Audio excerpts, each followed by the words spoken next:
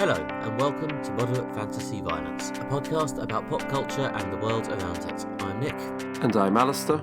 And in this 99th episode, I know, we are going to cover the new movie Joker, speculating on the origin of Batman's greatest villain, starring Joaquin Phoenix and with director Todd Phillips. And then we will be asking, to what degree are you supposed to empathise with villains? But before we dive into the deepest recesses of the human soul, Alistair, seen anything else lately? I've been watching a show that I think we did a full segment on the podcast. I've been watching the second series of Disenchantment, which I think we did a full review on the first series a while back, like last year, probably around this time last year actually, when it came out. For those who don't know, this is the new show from Matt Groening. Well, new because it's in its second series that's on Netflix. It's in his sort of customary sort of cartoonish style and his sense of humour, but it's set in a medieval fantasy kingdom called Dreamland and kind of tackles tropes of epic and sort of sword and sorcery fantasy. We gave the first series a fairly sort of meh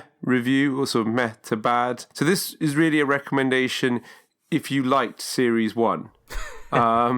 or if you were at least... Or if you went back to series 2, having given the first one a meh or bad review on your podcast.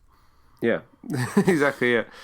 But if you kind of wanted some more, or were sort of, especially if you thought there were some good bits in series 1 and thought it was generally a bit disappointing, I'd say series 2 is a bit better. Hey. It's got more of the stuff that we liked about the first series. Like, there's a bit more sort of arc plot that kind of unites the 10 half-hour episodes. So yeah, there's more of a kind of continuing storyline. Especially I kind of like the opening sort of 3 episodes that kind of resolve the plot that was sort of started with the last 2 episodes of the first season. Although that arc does go some way to sort of restore the status quo. I think similar to the first series, there's a kind of lull in the middle. But generally I think overall there's the quality of the second series is better. They seem to have found their feet a bit more. Yeah, the weird thing is there's lots of witty lines and there's usually some quite sort of clever bits of dialogue. They do some kind of quite good sort of spoof fantasy plots, like quest plots or treasure heist plots that are kind of funny. What the show I think really lacks is there's not really any set piece gags, or the set piece gags they do don't really sort of land. So yeah, it's a show when you're watching it's kind of peppered with witty lines and some quite funny characters, but what it really lacks is like kind of really funny set piece gags. So that's my hot take. Yeah, I did see this had popped back up on Netflix, and it was, I don't know, I usually end up having one sort of half-hour sitcom type show on the go at the moment. Currently I'm picking through Silicon Valley, which is not what I'm going to talk about in a minute. But I did consider starting Disenchantment Part 2 instead of Silicon Valley, but I was, slightly put off at the last minute by just how little I enjoyed Season 1. I did remember coming away from the finale of Season 1 thinking that was a good, interesting finale, and maybe it boded well for Season 2. Apparently the answer is it did a little. Yeah, a little, yeah. I think that the show obviously suffers from comparison to The Simpsons and Futurama, and The Simpsons being like the greatest animated sort of sitcom of all time. It's kind of, inevitably it's going to be seen as inferior to that. But I do think as a show it could overall be stronger. And I know like when Futurama started, at first people were like, oh, it's not as good as The Simpsons, and like it took like maybe a series or so for Futurama to find its feet and then become really good and really funny. Yeah, Disenchantment. The thing is, Disenchantment's not as funny as early Futurama, even though Futurama took a while to establish itself. So I'm wary of saying, like, you need to give a show, like, 4 series to see if it's going to be any good. I generally feel that, like, if certainly by the second series, if it's not good, then it's probably not going to get good. I'm not saying it's bad. I'm just saying it's a recommendation, but it's a recommendation for people who enjoyed the first series or really, really like Matt Groening stuff. Which I do. Yeah, I think, as I think I said when we reviewed the first one, I sort of wanted to start it, just so if people started going, oh no, it's really good, around like season 3 or something, I wouldn't have too much to catch up on. I'm still torn whether to do season 2, considering it still hasn't apparently become a work of genius yet. No, not yet. You never know. Maybe in season 3. Yeah, who knows? Maybe if I'm stuck indoors for a long period over Christmas, I'll give it a go. Yeah. So anyway, Nick, what have you been watching recently? Well, a long-standing feature of this segment, I have finally watched the last ever season of iZombie. I think I've mentioned it on this bit at least 2 or 3 times before, so I thought since I'd finally finished it, I would bring it back for one last round. Annoyingly, it was merely okay. The last season, which I think I discussed here not that long ago, was actually quite enjoyable in how they sort of pushed their little comedy zombie procedural into this sort of dystopian landscape. And on this season, they seem to stumble a bit on doing their vaguely serious dystopia with their sort of silly procedural and sort of the lead character putting on silly voices. I think they lead a bit too far towards taking the stuff seriously, and they kept revealing like factions within factions on both the zombie and the human side, which might be a realistic portrayal of what would happen in a sort of factious dystopia based around heavy segregation between these groups,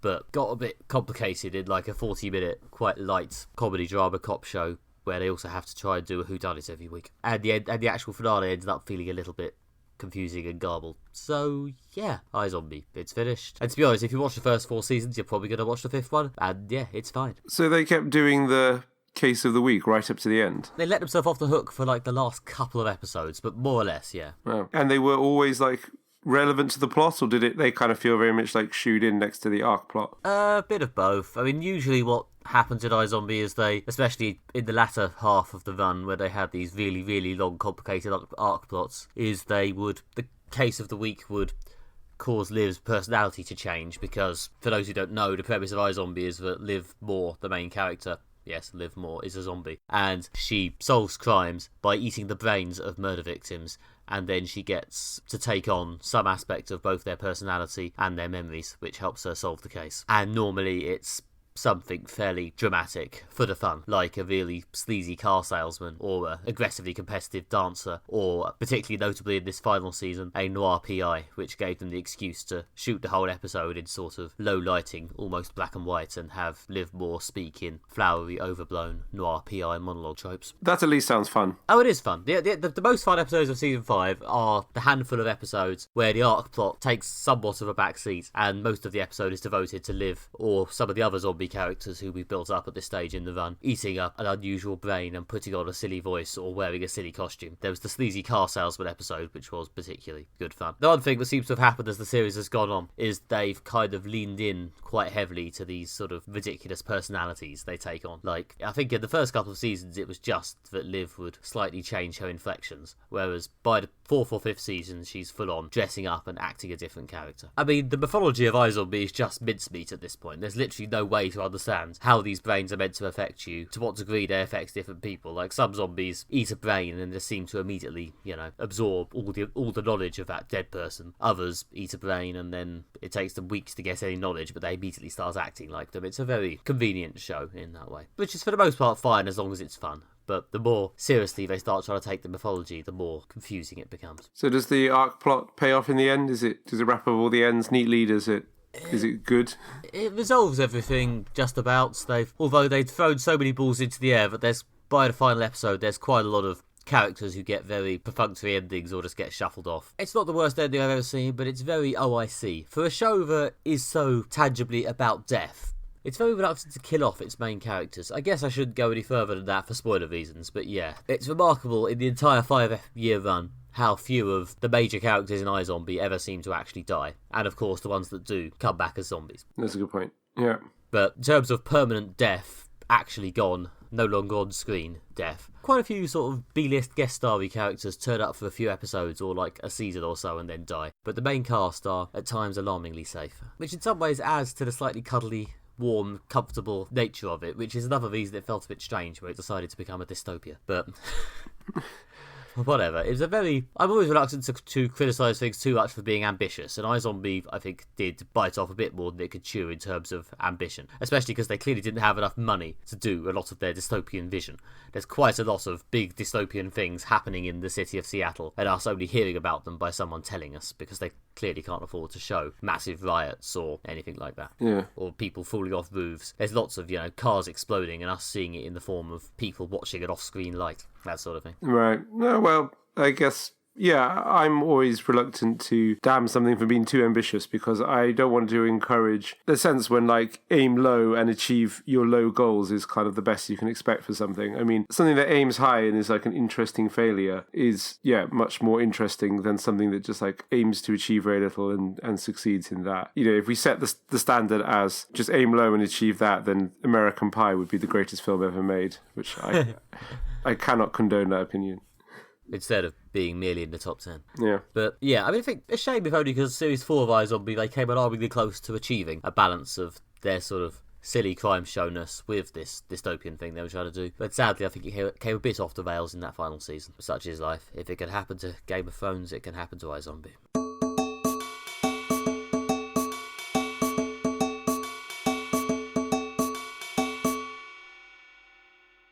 First up this episode, we'll be reviewing Joker, directed by Todd Phillips and starring Joaquin Phoenix. The film is set in a 1970s-esque Gotham City and follows the story of the infamous Batman villain's journey from a down-and-out clown to mass-murdering supervillain. We saw this film on day of release, so Nick, what did you think of it? I thought it was alright. It's very nicely made. It's got the well-documented, amazing central performance by Joaquin Phoenix. You know, I try not to be too easily impressed by, he's lost some weight or something. But yeah, he's really got a sort of skeletal frame going on, which he combines with this sort of otherworldly dancing, which does produce quite a sort of hypnotic effect, so fair enough. And yeah, it's got a nice clear arc of the Joker's sort of descent into evil. I think it feels a little bit empty in a way. I feel like it feels like the villain subplot in a TV show was sort of my big hot take I sort of came away with. But yes, it's a perfectly fine villain origin story, but because, you know, the whole point is he's the villain, we know he's going to become the villain, but don't really waste much time hinting at his redemptive features because we know that he's going to become the villain. And as a result, it's just a bit, it's just an arsehole becoming an arsehole, you know? I mean, I suppose he's less an arsehole and more a sort of pitiful figure, but it's just a man who is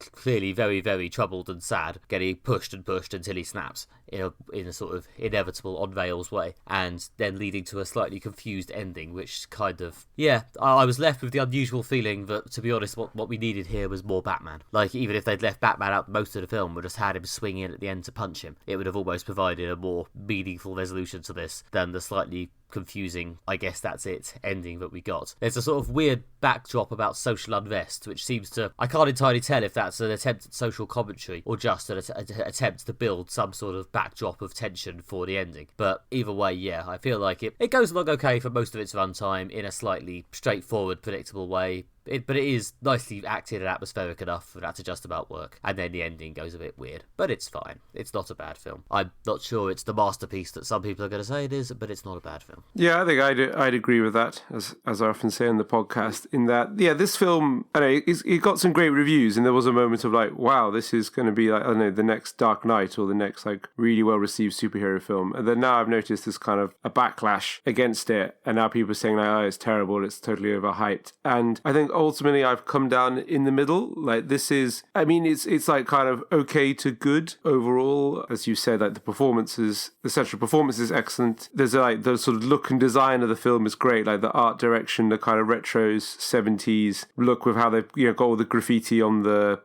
subway as they had in sort of like 70s New York and things like that, and the way they built up Gotham City. There's a trash strike going on, and there's there's rubbish everywhere. There's a real sense of it, like kind of decay and rot, which is quite evocative, and yeah, and a strong sense of this kind of like rising chaos and madness. Not that kind of echoes Joker's plot, like so character arc, the plot of the story and the kind of background plot of Gotham sort of descending into chaos. So yeah, all that stuff's good. I think what stops it from being like really, really good is I don't think they handled the Descent plotline properly. Most films, TV shows, stories, they're about a character's positive aspect must overcome their negative aspect for them to achieve something. So many films are like that, like a character must conquer their fear, or they must conquer their, you know, their kind of sense of being a childhood and must become an adult, that sort of thing. The Descent plotline is kind of the opposite, which is that the negative aspects of a character must triumph over their positive aspects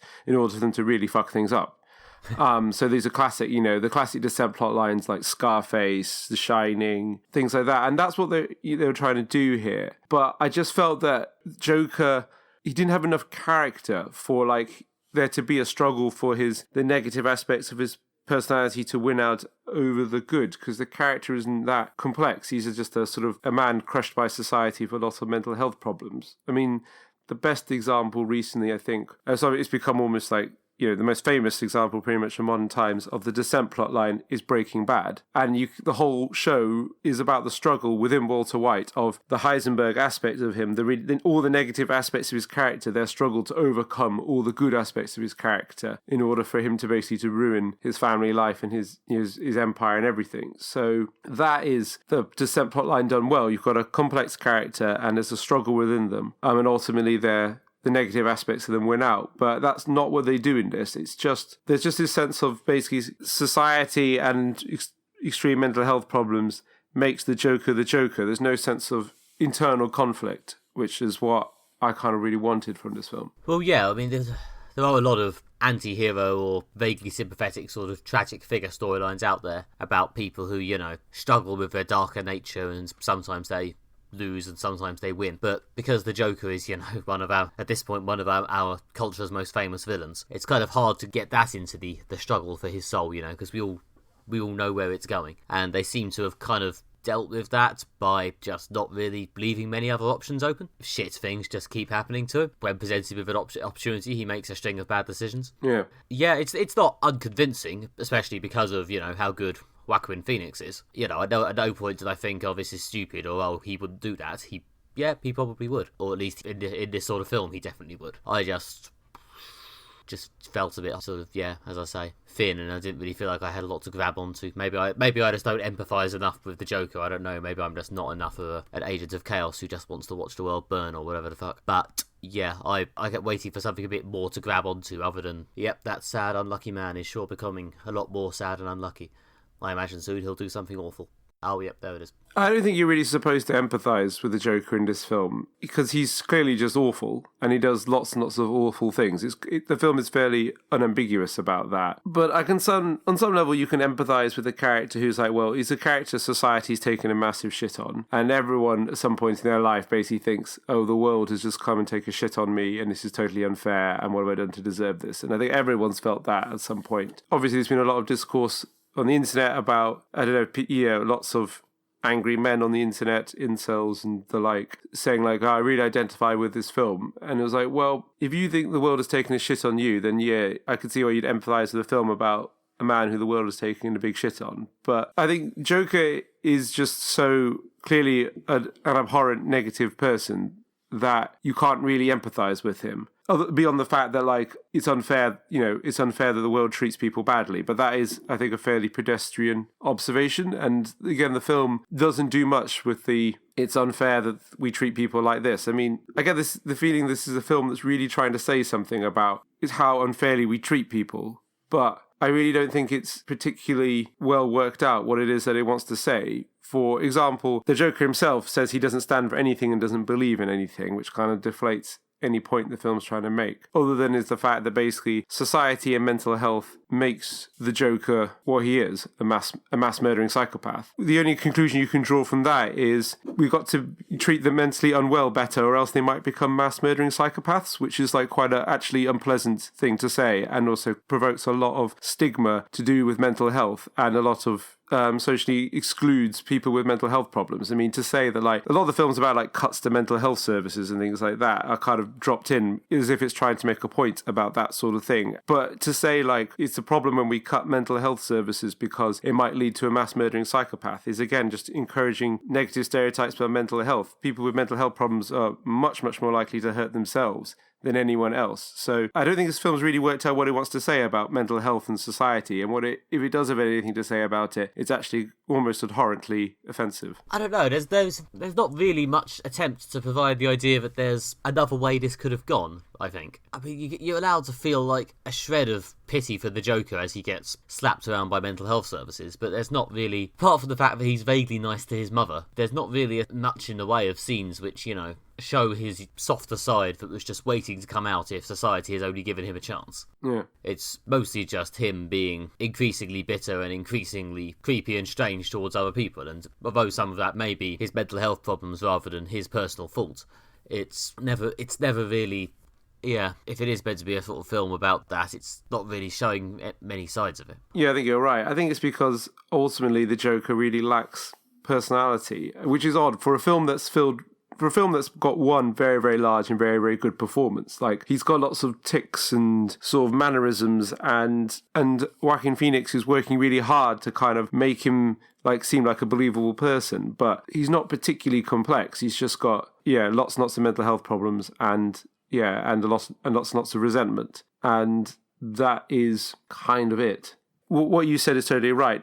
There's no indication in the film of this is how things could have gone better. This isn't a story about how an ordinary person could become a supervillain, given the right circumstances and the right character flaws. Again, I hate to keep banging on about it, but like that is very much what Breaking Bad did quite well. It is a relatively convincing tale of this is how an ordinary family man school teacher could become a gangster, or like, again, mass murdering gangster, almost like supervillain-esque. And it is a story about, how an ordinary person could end up like that, given the right circumstances. Whereas this is not a story about how an ordinary person could become the Joker. This is a story about how the person who's kind of inevitably going to become the Joker becomes the Joker. Yeah, I don't know. There are narratives that have made that sort of sense of inevitability work for them. But I don't know. For this one, I was just a bit sort of, okay, I still kind of wish there was a major character in this who I felt attached to, who I didn't know exactly what was going to happen to them. But yeah, I don't know. As I say, I felt the ending was a bit, oh shit, we need an ending. And they've sort of settled it with his quite on-the-nose monologue, and then he gets taken away, and then there's a big, confusing riot scene. Yeah. And they brought in some Batman stuff. I'm going to somewhat spoil the last few minutes of Joker, or at least I'm going to hint at some spoilers. I think we said enough to do a spoiler warning and just talk about it openly. Okay, fine. There's a spoiler coming for some stuff that happens in the last few minutes of Joker, which I guess is a spoiler if you haven't seen the film and want to. So feel free to skip ahead to the question. Yeah. Okay. Dum-de-dum-de-dum. There we go. Sorry, I should do some maniacal laughter or slip some maniacal laughter in. Yeah. Oh, God. Right. There's a lot of Batman shit in this film. A lot might be the wrong word, but I would say too much. There's a weird combination of not that much, yet still somehow too much. Yeah. There's enough Batman shit to make me go, oh, God, because you not have... It's one of these things that is there that doesn't really contribute much to the plot, basically. It's there enough for me to roll my eyes and think, oh, come on, you couldn't have just left this out. Yeah, there's a weird plot turn which I guess does contribute to the bit. The Joker kills his mother in what I guess is meant to be one of his sort of 2/3 through the film, yeah, he's really fucked now moment. And he does this because she told him he was the son of Thomas Wayne, the father of Bruce Wayne, who you might have heard of. And it turns out to be a lie, and it turns out she actually let her boyfriend beat him up and stuff, which is probably the reason he has this nervous tick laughing disorder, which they say repeatedly could be the result of trauma. The weird thing about that whole plot I just synopsised is that you could have had him find out about the trauma and then kill his mother and achieve the exact same results without needing to bring in Batman. Yeah. But I guess sometimes you just got to mention Batman. Yeah, it's interesting, as you said at the beginning, you felt that it would be good to have a bit more Batman in this in order to make it like have something for, I guess, the Joker to play off. And this, I felt that there was too much Batman in this, in that we didn't need also for some reason to do yet again Batman's origin story alongside the Joker's origin story, unless they're trying to do something about like Batman and Joker are inevitably intertwined, and they will. Even if they are. No. Yeah, it didn't need, in the final riot scene, basically a little aside, to have Batman's origin story just happen as kind of like a side skit, almost as if like a subplot. Yeah, I would have taken Batman turning up at the end to provide a final confrontation and set up, his famous long-running rivalry with Joker. Yeah. I think that would have been probably a better ending than what we got, in my humble opinion. Yeah. I did not need the sort of dancey, oh look, Batman lore sprinkled in like bat-shaped granules of salt. It's like, no, that's just coy. Fuck off. Yeah. They were sort of implying that Joker might be Batman's secret brother, which is... I'm glad they walked that back. Would have been a move, certainly. Yeah, I'm glad they walked that back, because when that happened, that was a definite eye-roll moment for me. It was like, oh no, please, let's not add in too much Batman lore to this. Although actually I thought it was quite a good twist, that first he gets convinced he is Bruce Wayne's son, and then it just turns out that his mum has lots of mental health problems as well, and is a sort of a fantasist. So actually, that kind of that bait and switch actually I did work well, despite the fact I rolled my eyes at where I thought they were going with it. Yeah, yeah, but also I did suddenly realise around the same time, and like, oh, we're going to have Batman's origin in here, aren't we? Like, I had this kind of like sudden moment again around that poem, was a sudden sinking feeling of like, just when you think they could make a film without Batman, Yeah. there had to be Batman. Yeah, if you thought you were going to get away from this film without the alleyway scene, the scattering of the pearls, the shooting of the parents, the sad-looking kid standing over his dead parents, then no, the closing minutes of this film are determined to prove you wrong. They go there. Yeah, one of the Joker's acolytes, lackey, aspiring, hopeful protest people in a clown mask kills Bruce Wayne's parents. So there is a bit of tying Batman's origin closer to the Joker, which they may or may not pick up in the future Robert Pattinson Batman films, depending on how this does and if Joaquin Phoenix wants to come back. But either way, it's felt like they've successfully found the annoying neither in nor out version of not enough Batman versus too much Batman. Yeah, it's disappointing that like just when you think DC can make something half decent, it's like they must bring in Batman to ruin it. Yeah, boring trivia. The Is He Batman's Secret Brother storyline has been done in the comics, but with Bane.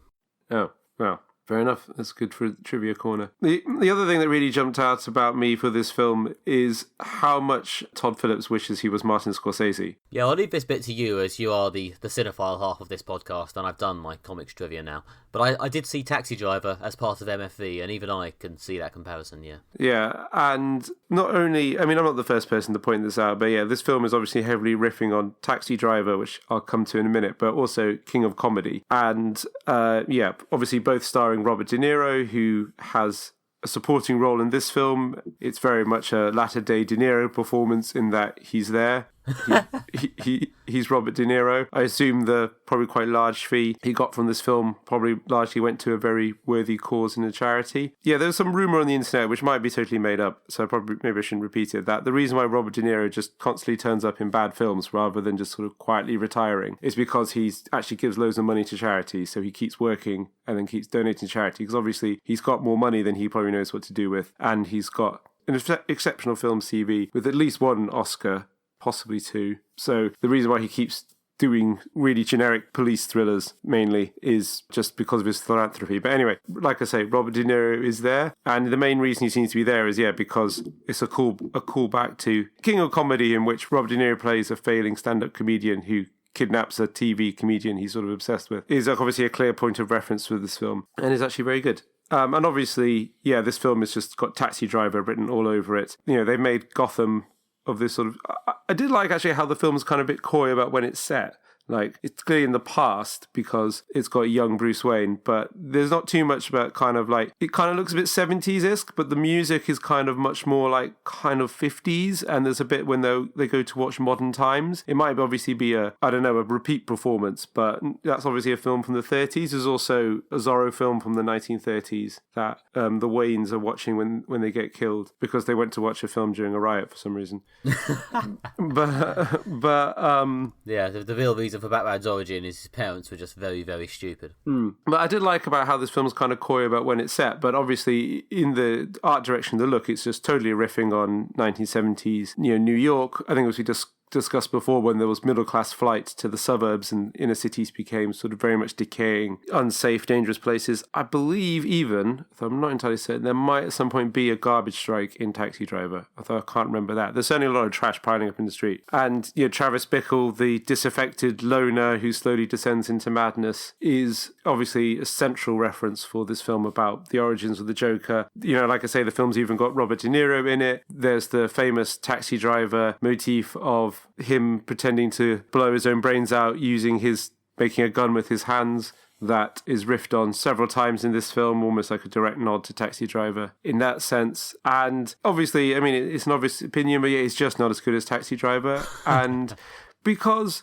Travis Bickle, although there's more of the sense of inevitable decline, Travis Bickle's kind of like a nice, likable guy, especially early on. I mean, he's got problems. It's implied that he's got some kind of PTSD from being in the war, but it's not really gone into. He says he can't sleep, that's why he wants to drive the taxi. But there's a sense of, he's driven worse by worse people around him, like there's the cameo appearance of Martin Scorsese as the psychopathic man who wants to murder his wife. The idea that the society around him is worse than Travis, and that's what's infecting him, whereas this film is the opposite. Joker is so terrible, he's kind of poisoned all of society. That is literally kind of the main plot thread. And yeah, like Travis is he's a bit like naive, but he's quite likable and basically kind of means well. And he's trying to, he takes a woman to a porno theater because he doesn't know anywhere else to go, and it's kind of disgusting. But also like there's a redeemable side. There is a sense, as you said before, with Travis Bickle that it could just go a different way, which is kind of what they hint at the ending in Taxi Driver, like the way his life could have gone, rather than him obviously ending up just shooting a load of people in a brothel for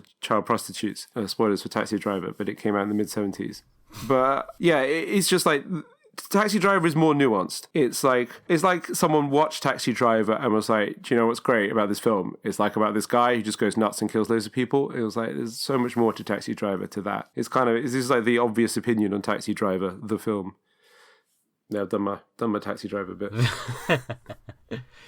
Yeah, I mean, there's a lot of hot takes around on the comparisons between Joker and various Scorsese films. Scorsese was involved at some points, I'm not really sure. I can imagine they offered it to him, but he turned it down because he would have turned it down, I assume, because he's ended up in the press this week for slacking off superhero films. Probably the fact that they're now ripping him off was what finally, aggressively homaging him was what made him finally snap. But jokes about ripping Martin Scorsese off aside, there's nothing wrong with having influences, and there's the fact that this is heavily Scorsese-inflected wouldn't have necessarily made it a bad film. But as you say, I think they just slightly whiffed the redemptive journey element there, or the potential redemptive journey.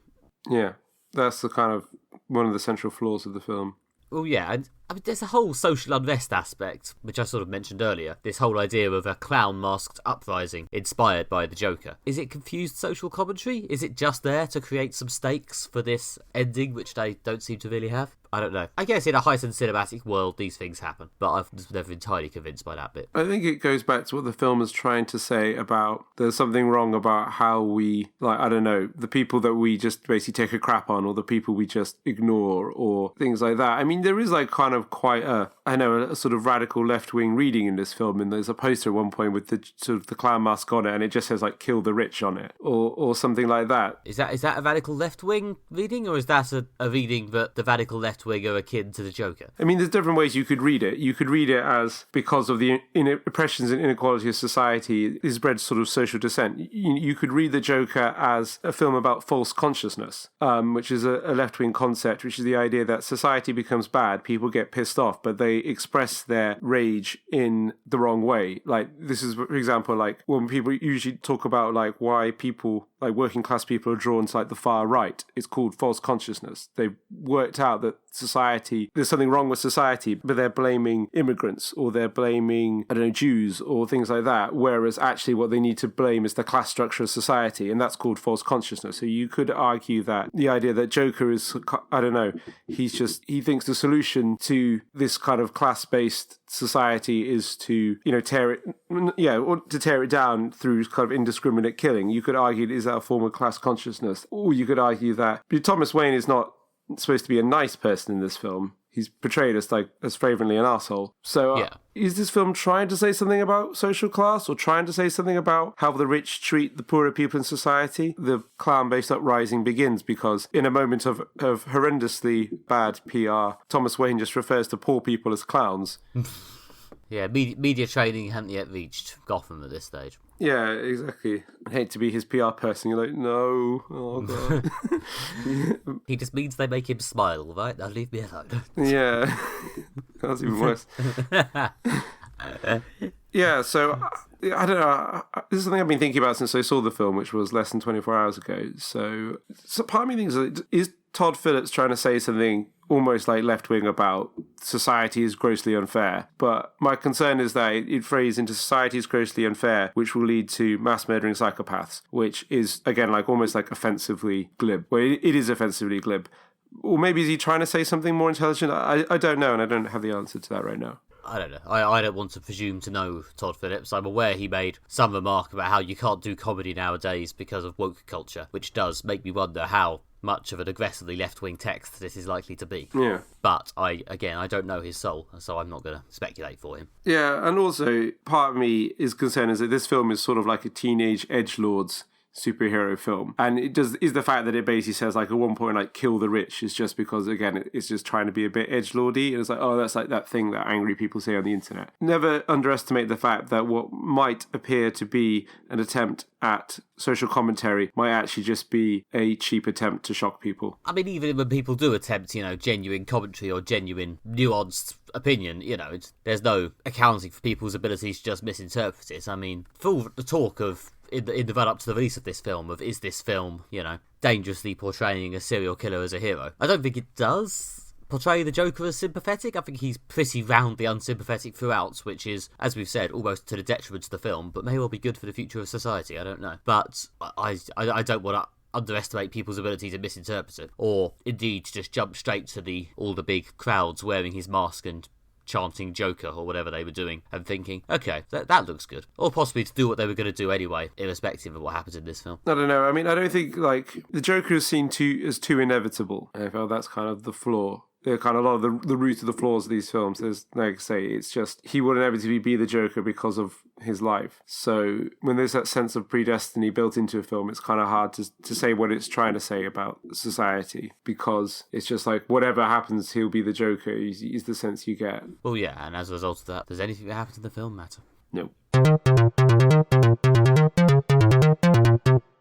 Next, we will be discussing to what degree are you supposed to empathise with villains. So Joker takes the unusual premise for a film of taking probably one of the most famous and iconic screen and comic book villains of all time and making him the protagonist of a film, but still also, for some degree, the villain as well in this film, as we discussed above. So this begs the question, are you supposed to empathise with him? Are you not? I mean, he clearly is a villain, but, are you supposed to agree with him? Also links to wider things that's been discussed during Avengers, Infinity War and Endgame. There was a few hot takes on does Thanos have a point sort of thing. And, we've seen that discourse arise. So are people empathising with villains? Are they supposed to? Nick, what do you think? I mean, to be honest, I think this might be a big part of what sinks Joker, but on the other hand, this is also material I've kind of used up during our review of Joker, so I probably shouldn't repeat myself too aggressively. But yeah, I think the problem with villains is that there's a difference between a villain that has a point, but is still definitely a villain, and an actual sort of sympathetic, tragic figure or anti-hero. It's good to be able to see the villain's point, because it means the villain is not, a completely shallow nothing. But especially in sort of, do I want to say comic book films? I don't know. Films that have a sort of relatively straightforward, here's the goodie, here's the baddie, or here are the people you are meant to support and hope that they eventually beat and very possibly eventually kill that other person. It's tricky if you aggressively empathise with the person who you're hoping that the other peak guys will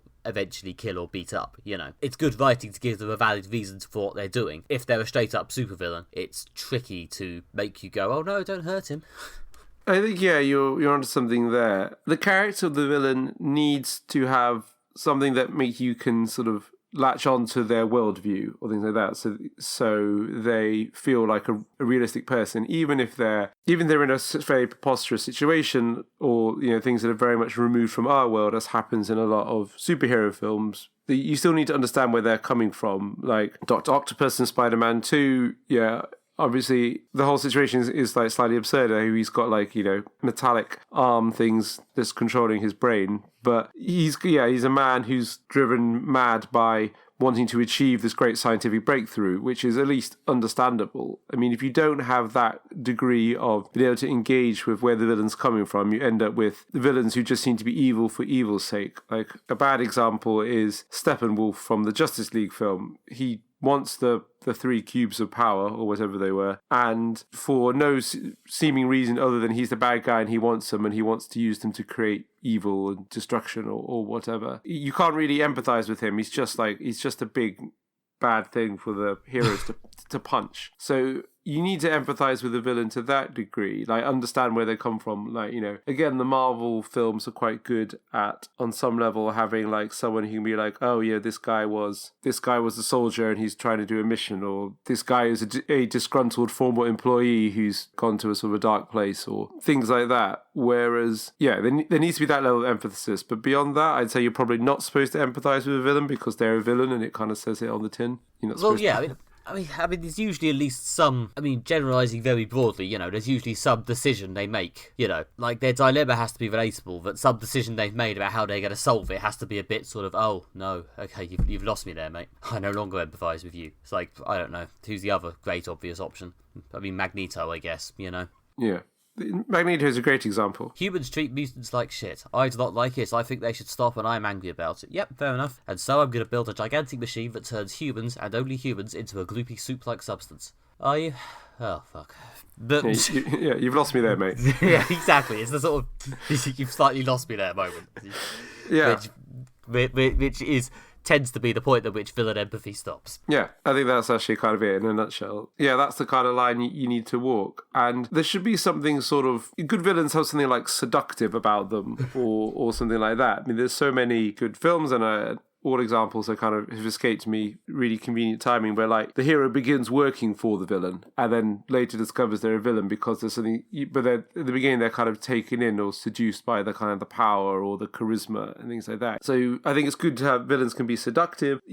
One thing I'm a big proponent of is that you should cast your best actor that you've got as the villain, because good actors seem to do really well kind of camping it up as like a great, playing a great villain part, whereas like for a lot of popcorn blockbusters, the hero can be sometimes a slightly more bland, good everyman. So it's kind of, you want your great performance to come from like a really like charismatic villain.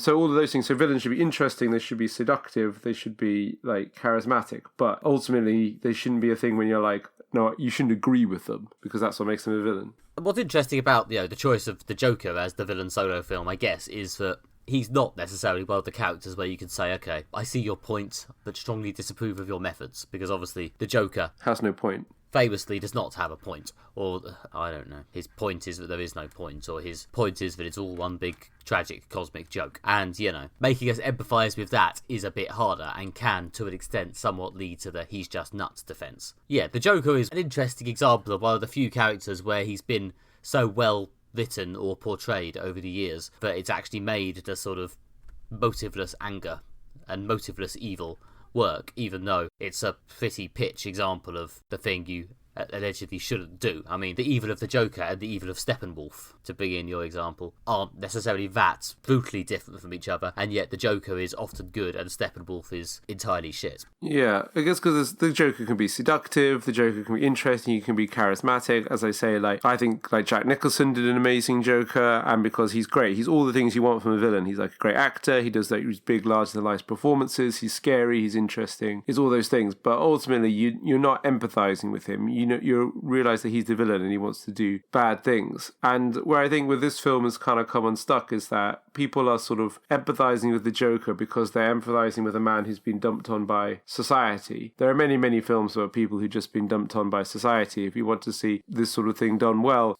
they've just reissued Midnight Cowboy, which is a great film, and also set in a decaying 1970s New York, because it was filmed in a decaying 1970s New York. And that is a film about two people whose society has taken an enormous shit on. I don't know. When I think about the historical appeal of the Joker, I don't necessarily think about a man screaming, "You'll pay," for yelling at me on the subway. The sort of cool, charismatic, above-it-all thing, I do kind of come from the view that announcing that the reason the Joker is so angry is because people were a bit mean to him almost takes away from it in a slightly weird, annoying way. Yeah, it seems a bit too petty. Like, surely would the Joker like people being an arsehole to each other on the subway? Because that's kind of how he thinks society is, to the degree he thinks about it at all. But he doesn't want people to be nice to each other. Yeah, I mean, ultimately, yeah. If we accept that the Joker is a human being, I guess his worldview has to have come out of something. But I'm just not sure there's ever a view where showing us that something is ever going to be, particularly satisfactory, I'll be interested / concerned / interested in the future to see to what extent this becomes any kind of canon,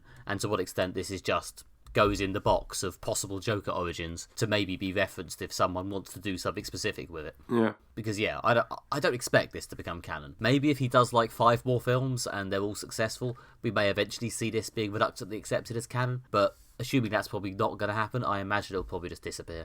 But it's not, crucially, for those who aren't as familiar with Batman as you are, it's not an adaptation of something that's in the canon already, which is something I wasn't certain of until we had this conversation last night in the pub. It's a very loose adaptation, of the Killing Joke comic, which is a relatively successful, influential Joker story by Alan Moore, in which the Joker reveals some flashbacks about how he used to be a sort of struggling stand-up comedian with a young wife who ended up taking on gigs as a sort of criminal flunky, sort of very low-level gangster to get by, and ended up getting knocked into some chemicals by Batman, and his face got somehow dyed clown. Yeah, it's a very loose adaptation. None of the twitchy mental health stuff was there, none of the sick mother stuff, none of the clown for hire obvious clown motif stuff. He was just a loser who fell in a vat of chemicals. Yeah. A loser stand-up comedian. So yeah, it's a very, very loose adaptation of that. But it's different enough, I think, to be probably another different interpretation in itself to, again, go in the box. And that Joker from The Killing Joke, are you supposed to empathise with him in that? That is one of the big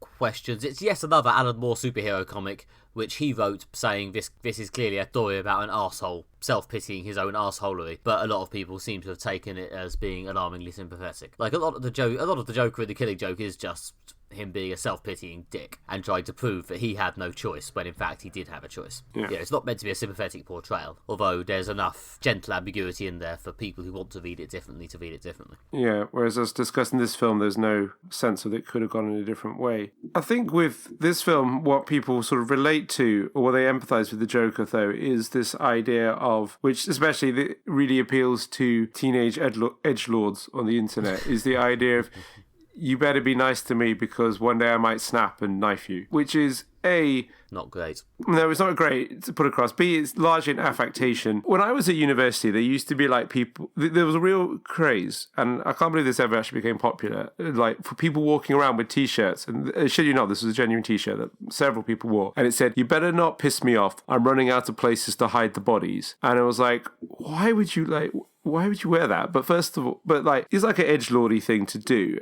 And this is before we had contempt for edgelords, and almost to some degree we venerated them, which I have no idea why. It was around the time The Dark Knight came out. It was a confusing time for everyone. It's when we liked to play it being dark because the world was quite nice. Now the world's not very nice, and we look on that sort of behaviour quite contemptibly. But anyway... Wow, that's a surprisingly resonant sociological analysis to drop in the middle of this segment about comic villains. But, well, I've done my reading. I have done my background reading.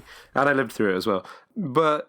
in essence, people like to walk around with this kind of you could literally buy T-shirts that said this, which is, don't be nice, you got to be nice to me because I might snap and hurt you, which, it's an affectation, because I don't think anyone who's ever worn a T-shirt that says, "Don't piss me off, I'm running out of places to hide the bodies," has ever actually snapped and hurt anyone, because it's just a stupid T-shirt. So it's ridiculous affectation, but B, what the appeal of it is, and which is kind of, I think, the appeal of this film that people are relating to, especially the before-mentioned incels, is basically people like that sentiment because when they feel powerless, it gives them a sense of power. Basically, even though when they feel completely sort of shat on and crushed by the world, they have this sense of, I might just snap and hurt you, which will give me power over you, and I feel powerless, but actually the power does reside with me. I'm just holding it back because of society's rules or whatever. And I think that's what people really relate to in the Joker and what people emphasize with. And I don't think you should probably feel like you got to be nice to me because I might snap and hurt someone. I think that's a really shitty thing to think. Whereas it is perfectly acceptable to not be happy about your loss if the world's taking a massive shit on you. But that is not the way to go about dealing with those feelings. And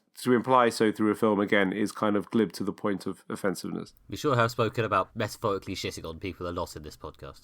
Yeah, well... sometimes you got to pull out the big guns. Pull out the big shitty guns. But...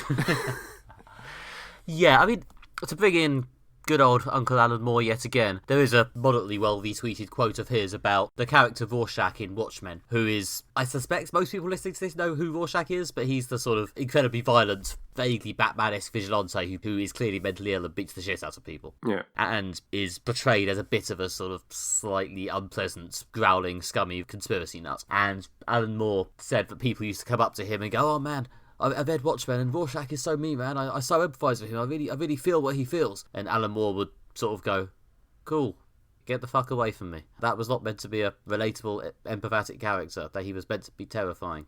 Please leave me alone." Well, same with Joker. Yes, same with Joker. So, and of course, Alan Moore also wrote the aforementioned Killing Joke. But, for all that Alan Moore is horrified by these people's sentiments, the story still came out of his mind. But then again, it's not his fault how people read it, and so goes one of the great media debates of our time. Yeah. I understand that once you release something into the world, it changes and mutates and becomes something else. I mean, you got to write villains and you've got to write anti-heroes and you've got to write, characters that are dislikable and flawed. And the problem is when people don't see the flaws, and then that's the thing, is that it's their interpretation that's flawed. Like, yeah, you're not supposed to like Rorschach. You're not supposed to like the Joker. You're not supposed to walk away from Joker saying, man, I really think that guy was right all along. Like, no, he's awful. He kills his own mum, things like that. And he stalks his neighbour, all that sort of thing. And you're not supposed to like him. You are supposed to think it's really sad that society's just taking a massive shit on that guy. He didn't really deserve it. That is, you're supposed to feel that, but you're not supposed to then think, and therefore everything he did is justified, which is what you're not supposed to think. And that's what you're not supposed to empathise with. And I think sometimes that nuance drains out because people are angry about their lot in life. But to say, like, therefore, I think I should do a mass shooting is clearly like not the interpretation you're supposed to take away from that film. Which then does circle back to the issue of whether they should have made or released the film. I don't know, because I suppose I think you should make and release it because that's how people interpret the film. I think the people who made the film should be careful about what they say into the press because they can shape how it's interpreted. But no, I think they should make it. But you're supposed to, you're supposed to not empathise with the Joker. And Alan Moore's doing the right thing when people say, I empathise with Rorschach. He's telling them, you're not supposed to. You have misinterpreted this work. And, creators shouldn't be possessive over the interpretations of their work, but also they should point out when, there's something you've not considered here. And that's that this person is, especially when it's like, I like this person who's awful and does awful things. And I think they're good and that, it's right that they do awful things. I mean, it's a difficult line to walk, but that is a valid point for a creator to feel some kind of possession over their creation. Yeah, and especially as we're still doing comic films, there are clearly going to continue to be villains, at least some of whom will be sort of serial killery. Again, the laws of okay writing suggest that at least some of them will be listed as having something resembling a valid point. Yeah, and I think that we should do that because, no one wants more Steppenwolfs. The solution to this is not to have more, cardboard cutout villains like Steppenwolf. The solution is, usually what often happens, a few people said, does Thanos have a point? And a lot of people said, no, Thanos does have a point. Or if he does have a very vague point, it's his methods. His methods are completely inappropriate. Well, yeah, again, Thanos. Overpopulation is a problem. Yeah, it is, Thanos, I agree. So I'm going to wipe out half the population of everything at random with my magic glove. Oh, are you? Cool. Yeah, I think you hit on it. Magneto is the best example because obviously, Magneto is, he's got a valid point. He's been treated like shit. A lot of his kind or fellow mutants have been treated like shit. They, again, to extend the metaphor, they've also been dumped on by society. Yeah, if there's one thing we want you to take away from this podcast, listeners, it's the visual of a range of comic book villains being shat on from on high. Yeah, from a great height by, some enormous metaphorical arsehole. Yeah, probably wearing an Uncle Sam hat. I don't know when this took a turn into World War II propaganda, but okay. Well, I guess he's the embodiment of America, because a lot of this is there's supposed to be commentaries on America or whatever. But yeah, Magneto is the best example of this. So that is the kind of the line to walk. You're supposed to agree but not empathise, or at least empathise with them to some degree. Well, empathise with the kind of to answer the question, the degree you're supposed to empathise them with is on the base level that they've been treated unfairly and they do have a vague point about how they've been treated. But where you're not supposed to is usually the methods. Yes, I think I nailed that. Yeah. Pat on the head for me. That extends to our world when people, again, sort of make points that when people criminals end up in court, people say yes, it's unfair that you were born into poverty and you had very few options in life, but the fact that you became a gangster and killed those people is still not acceptable. People independence fighters in, countries that have been conquered by other countries, generally the way I think if you grabbed a random section of people in the street would say, yes, it's unfair that other country has taken over your country, but also that bomb you put in the school that was not on.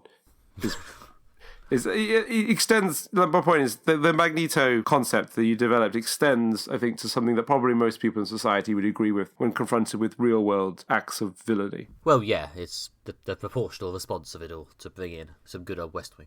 Yeah. Again, that's an issue the West Wing deals with because I guess you have to when you have that kind of power. Yes, the sequel where the Joker becomes president is, I hear, releasing in 2022. To be honest, I'm surprised they've not done that. Someone out there is writing the Joker, becomes the Republican nominee, and becomes president as an agent of chaos. They've done Lex Luthor a couple of times. running and or occasionally winning the presidency. I don't think they've yet done the Joker, but I'm sure someone's pitched it by now. So I guess, that would be a way to to dig into, do people empathise with the Joker because they're literally willing to vote for him and sign into his campaign pledges? I don't know. That'd probably be the plot of Joker 5, as you mentioned, the point when it becomes canon. Send my cut to the usual PayPal address. Cheers.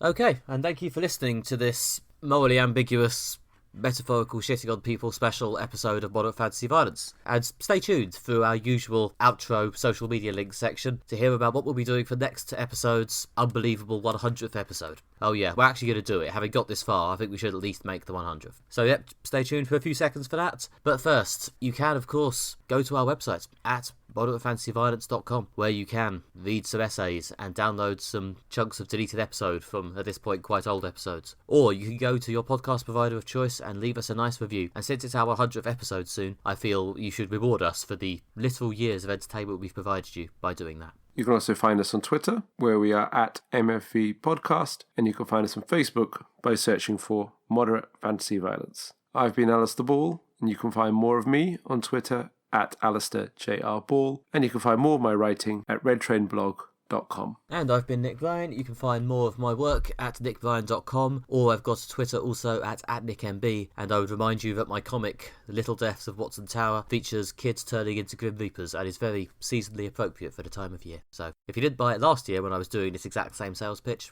consider doing it now. Okay, and the formality's over with. Let's talk about our glorious special 100th episode spectacular type thing, in which, to celebrate ourselves mostly, we are going to be bringing back our old recommendations feature for a whole special episode for one night only, in which we will be talking about two things we have recommended to each other. And since this is a one-off return, for now at least, for our recommendations feature, no pressure, Alistair, but they're going to have to be really, good, solid recommendations that really dig to the heart of what we're about as people. Yep. I did tell him we were going to do this, so this isn't just an ambush. Okay, so, just in case anyone listening wants to go ahead and read or consume these things, since we're not recommending current things that you've probably seen anyway, we're going to tell you what we're going to recommend to each other. In fact, we're going to literally recommend them to each other, live now on the podcast. Oh yeah. So, shall I go first? Yeah, go for it. I'm excited to hear what Nick feels really sums up himself. Well, having given it all that build-up, sums up himself might be a strong word, but the one thing from my formative teenage years was, I feel, some comics by Warren Ellis, considering that this is all about, the things that defined him and started me off with his work as a child. We're going to, a child, a 16 to 18-year-old teenager. We're going to go for Transmetropolitan, his famous epic 5-year comics run from the late 90s into 2000s, starring the cyberpunk journalist Spider Jerusalem in a hellish, advertising-ridden future, trying to tell the truth and get to the bottom of things. Excellent. Yeah, I've wanted to read this for quite a while, actually. I know it's been talked about in the comics discourse quite a lot as a sort of seminal work, so I'm interested to get down with it. It's definitely one of the big sort of Warren Ellis works. It was one of the great big Vertigo series of the time, alongside Preacher, Invisibles, and Sandman. Yeah. I'm interested to see how it's aged, considering we're living in let's call it a very special age of political journalistic discourse. I'm interested to see whether Transmetropolitan seems prescient or woefully dated. Yeah, that actually does sound interesting. I think there's a lot of good stuff to talk about for this. So yeah, that's Transmetropolitan, written by Warren Ellis and drawn by Derek Robertson, and we will be covering probably the first 6, maybe the first 12 issues. Part of me is tempted to try and get you to go longer, because I think my favourite issue is like issue 8 or something, but we'll see how it goes. We'll see how much time we get. Were you reading at this point unspecified number of Transmetropolitan comics? Some amount of the first year of Transmet, probably. Yeah, I doubt I'll have time to read the whole thing, but I will read as much as I can. Cool. So, and yeah, again, for Nick's window into my soul, again, this is because the film I'm about to recommend, especially people who've seen it, will probably say again do the kind of Rorschach, Alan Moore-esque slowly back away at this point. But the thing that gets people to finally stop listening just before our epic 100th episode. Yeah, so this is a film that it was very influential on me. It's very good. I'm struggling to say I enjoy it, although it is sort of a comedy. Yeah, it's important to me because it really was like something I saw when I first got into seeing films. I started seeing like classic Hollywood films and like kind of independent Hollywood films, and I thought I was recommending you maybe something like The Usual Suspects, a film that's been very important to me and was like kind of a great seminal moment of like me viewing American independent cinema. But what I really want to do is see some proper gritty British independent cinema is where we're going to go with this. So this is a film I saw, when I started to, again, dig into the backlog of independent British films. It's an absolutely excellent film. So I'm going to recommend you A Room for Romeo Brass, starring a very early performance from Paddy Considine, definitely way before he was famous. I'm shocked to hear that he's coming back. Yeah. Paddy Considine, favourite actor of mine. Someone who I could genuinely say I was into before he was a big deal. But yeah, a great film. Again, Paddy Considine before he was famous. Shane Meadows, director of This Is England and lots of other good films. This is, I think, his first or very early film he directed, and also written by Paul Fraser, who is a successful British screenwriter. It's a classic, cult classic. This probably is a fair description. But it is very, very good. So we'll see what you make of it. Okay, yep. I think we watched a Paddy Considine film before, and he was enjoyably violent in that one, so I'm hoping this too will feature some mess. Yeah, we did cover, for those who've been with us a long time, and we're rewarding you with 100 episodes. Yeah, we did cover a collaboration between Paddy Considine, Shane Meadows, and Paul Fraser, which was Dead Man's Shoes, which is a great film. This is like an earlier, possibly the first collaboration. The first cinema-length collaboration between the three of them. It's definitely an earlier film in their careers. So yeah, I hope you like it. Okay, cool. So yeah, there we go. That's what we're covering in 2 weeks, everybody. Going back to the old days in every possible sense. Excellent. So yeah, we'll see you in 2 weeks for that unbelievable years-long party. And until then, bye-bye. Bye.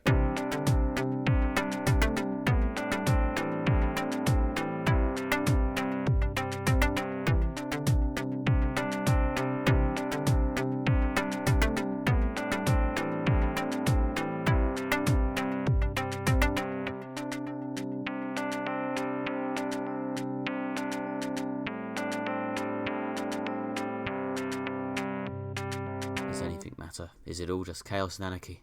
Nothing really matters. Anyone can see. Nothing really matters to me.